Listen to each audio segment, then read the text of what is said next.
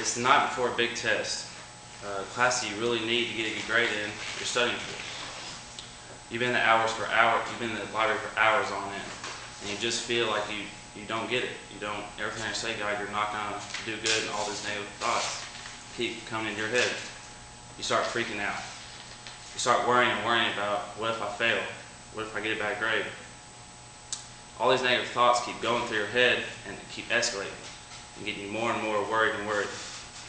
Or you're a main provider for your family, and because of our economic crisis, you get laid off at your job. Your family depends on you for shelter and for food, but without your job, how are you going to do that? You go into a panic trying to find any way possible to provide for your family. What are you going to do? What do you do? This is what we call stressed out. Stress is the body's reaction to any change that requires an adjustment or a response. The body will react to these changes with physical, mental, and emotional responses. Stress can come from your environment, from your body, or from your thoughts.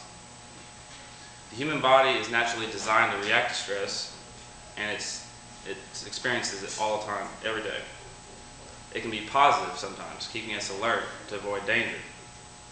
Or when it becomes negative, when a person faces continuous challenges without relief or relaxation to the next challenge. A person gets overworked and a stress-related tension builds up. Stress that continues without relief can lead to a condition called distress, which is a negative stress reaction. Distress can lead to physical symptoms such as headaches, like we talked about earlier, upset stomach, high blood pressure, chest pain, sleeping problems, backaches, and even more dangerous things such as insomnia, stroke, and even cancer. It also becomes very dangerous when you use alcohol, tobacco, or drugs to try and relieve your stress. A lot of people think that, oh, I go get drunk or go get high, I'm going to forget about it and just have fun. But the case is that it actually tends to keep the body in a stress state while under drugs or alcohol. And this causes even more problems. Stress causes more strain on your heart muscles, making you more susceptible to a heart attack. According to Dr. Bill Jones, 43% of all adults suffer adverse health effects from stress. And 75 to 90% of doctor's visits are stress-related illnesses. And that was amazing fact to me. According to the U.S. Department of Health and Human Services, tranquilizers, antidepressants, and anti-anxiety medications account for 1/4 of all prescriptions written in the U.S. every year. Occupational Safety and Administration declared that stress has cost the American industry more than $300 billion annually. And I thought that was a wild statistic. Stress comes naturally in all humans.